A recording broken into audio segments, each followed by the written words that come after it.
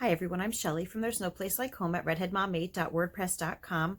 Although I've covered a fair bit amount of notebooking material, I still get questions every now and then about certain things having to do with it. So today that's what I'm going to share with you. Your notebooking questions answered.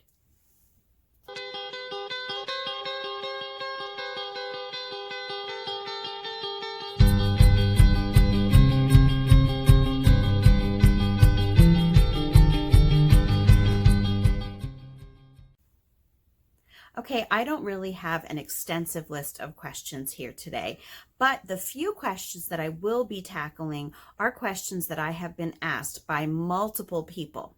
So now the very first thing I want to point out before I even get into this at all is that if you are new to notebooking and aren't really sure what it is, then this probably is not the video for you. The video that for today is me answering questions that people have who are already notebooking or who are familiar with what it is.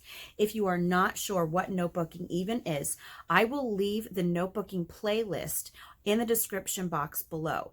I have made so many videos about notebooking, and definitely if you want to know what it is, if you're curious about it, check that out first, and then if you still do have questions, then you can come back to this video. So anyway, the first question that I wanted to talk to you about was the question of how old should my child be in order to start notebooking? And as with everything in homeschooling, that is really up to every individual family.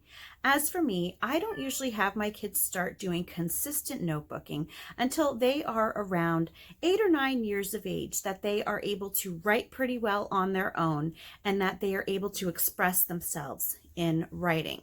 Now, this doesn't mean that I don't ever have my younger kids do notebooking. It's just that it's something that doesn't happen as often. And so you can definitely have your younger children notebooking if you so choose. It's just a matter of how you are going to approach it with them. If you are going to start notebooking with maybe a 5-year-old who isn't really writing so much on their own, you could definitely start them off with copy work. And I'm saying 5 years old, but that's just, again, it's an example age. You just really have to tailor it to your child. But copy work is a great way to start any child on notebooking, especially younger kids. But what you have to remember is that if their fine motor skills are still developing, and if my cat will not stop meowing, if their fine motor skills are still developing and they are not able to write too much without saying that their hand is hurting them, you don't want to give them a really long paragraph to write down for copy work. Just stick to maybe a sentence or maybe two, depending on how much they can handle. Beyond copy work for a child who is younger and isn't writing very much on their own, you can definitely have them do illustrations. For example, if you are reading a book to them aloud, you could have them draw a picture of a scene that you read about to them that day. Or if you are learning about a specific topic in your homeschool, you could have them illustrate something that they learned. And if they are starting to write different words down on their own, you could ask them to just write words that they know. Another option that you could do, which is something that I have very often done with my kids, is I gave my kids a little journal, and it was like half blank so that they could draw a picture, and then underneath it was the primary lines, with the dotted lines and the bigger spaces for kids who are first learning how to write. And so what I would usually do with my kids who were using those is I would tell them that they could write about anything at all that they wanted, and they had to draw a picture of it.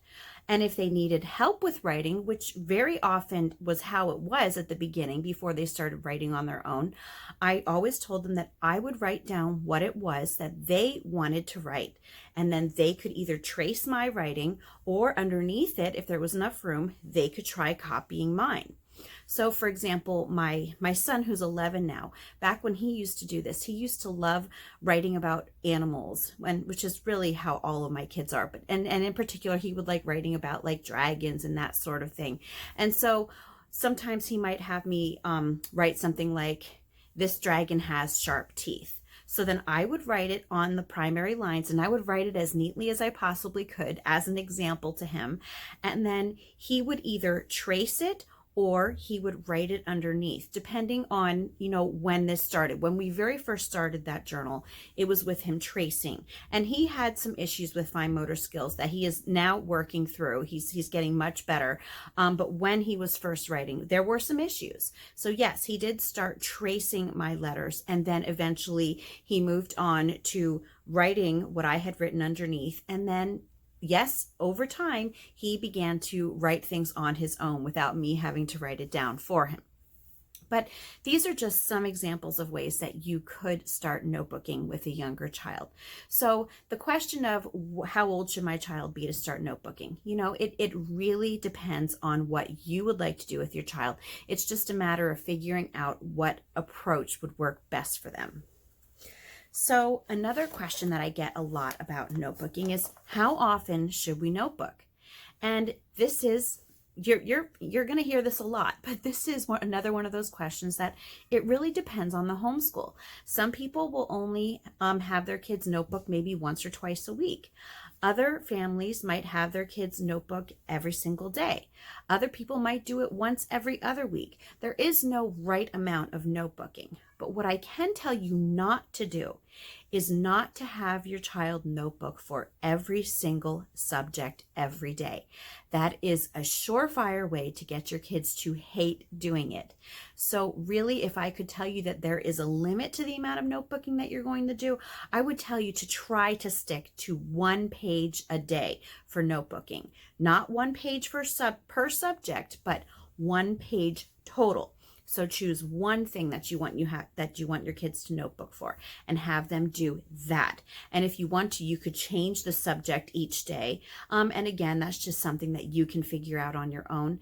But with older kids, you might be able to get them to do 2 notebooking pages. And when I say get them to, yeah, older kids, if you tell them to notebook for every subject, I'm sure that they will do it. That doesn't mean that they will enjoy it. And that completely defeats the purpose of notebooking. So yes, try to stick to 1 notebooking page a day, not per subject again, but per day. And for teenagers, maybe 2. All right. So another question is where to get notebooking pages. There are tons of places online where you can get free notebooking pages. Now, my favorite place for notebooking pages is productivehomeschooling.com. It used to be called notebookingpages.com. They actually have a free sampler. I believe it's of over 600 free notebooking pages that you can download. And then they also have a membership that you can pay for, but there are so many different notebooking pages. I always tell everyone that Productive Homeschooling probably has a notebooking page for pretty much any topic that you can think of. And as a matter of fact, as of right now, they have lots of free Christmas notebooking pages. So that is something timely. See behind me, it's Christmas time now. So if you are doing Christmas related topics in your homeschool, you might want to head over there and get those free Christmas notebooking pages that they're offering. And I will leave that link in the description box below as well. So here's another question that I have heard a few times. What if my child doesn't like notebooking? And this is a question that I actually tackled in a full video already. So I'm just going to summarize it for you now, and I will leave that video in the description box as well. So what if your child doesn't like notebooking? Well, here's the deal. There is no one foolproof homeschool approach that every single child is going to like. It just isn't going to happen. There is no magic pill to homeschooling. But you can always look at it into how you're approaching it, because there are so many different ways to notebook. You could do notebooking pages that are narrations of read alouds. You could do nature study journals. You could do, what did I call them? They were journals, oh my gosh, free writing journals. I had a brain freeze for a minute, but free writing journals, you could have your kids do that. You can do notebooks for their interests, have them research something that they really think is something that they want to learn more about, and have them become an expert on that topic, and they can do a notebook specifically for that. You could have a copybook which is where they would put their copywork at. And that could be a form of notebooking. And, you know, I in my notebooking playlist, I have so many different videos on all different kinds of notebooking that you can try with your kids. So just because your kids don't like one type of notebooking doesn't mean that they won't like any type of notebooking at all. What I have found that worked the best with my kids who really did not like writing at all, what I found was a great way to transition them into doing more writing via notebooking was the free writing journal. Because in that journal, I would tell my kids that they could write about anything that they wanted, absolutely anything. They could write narrations. They could copy down recipes that they wanted to try. They could write lists. They could draw pictures and put an illustration underneath. A few of my kids used them to write stories in, so they would actually have long stories with separate chapters in their free writing journals.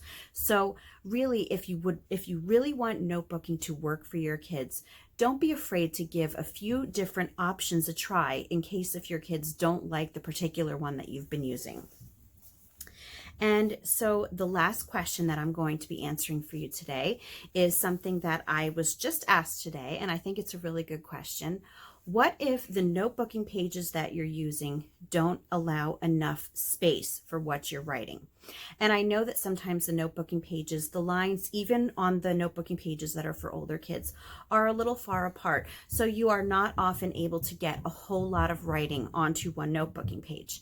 And you have a couple options for that. You can always choose to use more than one notebooking page, and you could staple them together, or you could just put them in the notebook together, one after the other, and maybe label them page 1 or page 2. But what I usually do with my kids, if they are writing something that is longer, for example, an essay, or if they are writing a report, something that I know is going to take up more than one full notebooking page, I just have them use notebook paper, just plain old notebook paper. And if they want to make it fancy, you can always glue it to a piece of cardstock, and then you can, punch holes in that and stick that in a binder as well.